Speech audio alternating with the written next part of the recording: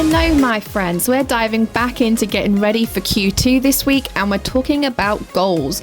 So last week I showed you getting my planner ready and explained how I was going back to paper planning. So this week we're going into setting up goals, and then next time I'm going to show you how I put together my Kanban board and use that, so stay tuned for all of that. So all of this put together is how I plan to stay on track as much as possible during Q2. I followed the HB90 system created by Sarah Cannon at Heart Breathings for several years now, and I've been able to adapt and work with a system that works for me. I mean, I still change things every time.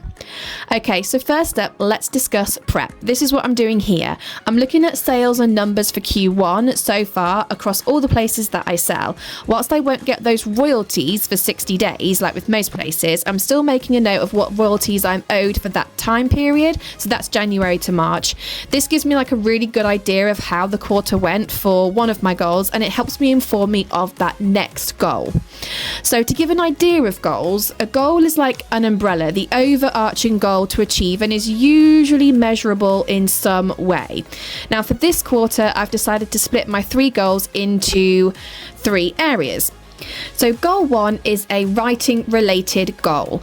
So where everything to do with writing, editing, publishing, this all comes into this goal. And this is definitely more of a project based goal than it is measurable, just because of the way it is.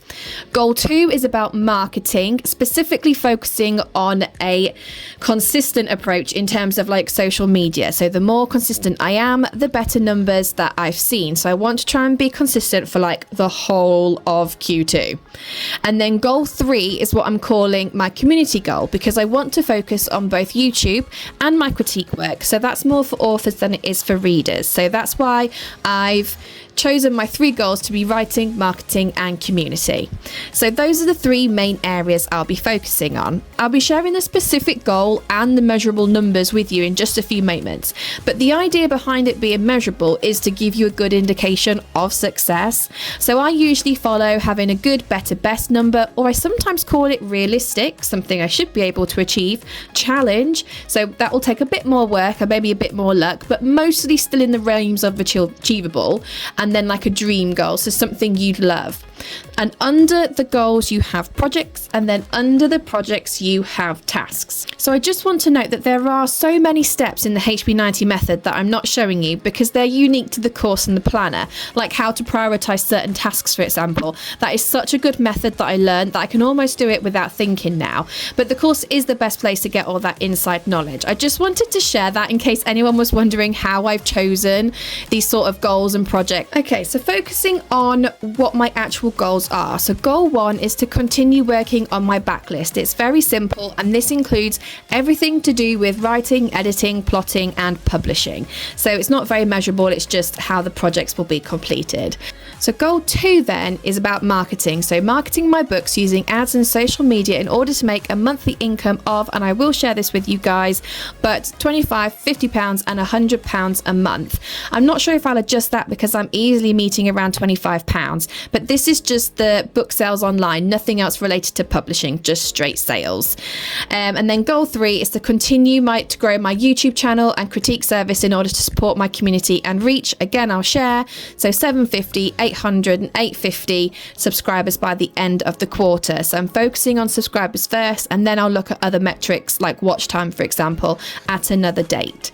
So those are my goals for Q2, and I promise I will do an end of Q2 roundup and share how those goals went. You're more than welcome to bug me about it until I actually do it too. So now that I have these goals, it's really important to think about the projects and the things that have to get done under those. So these aren't necessarily the individual tasks. If you're interested in that and how I break those down into bite-sized chunks, make sure you're subscribed and follow me for the next video. But this is all about breaking the goals down into projects that you want to achieve during Q2. So this is what I'm working on right now. I'm going to show you how I have broken these down into the projects.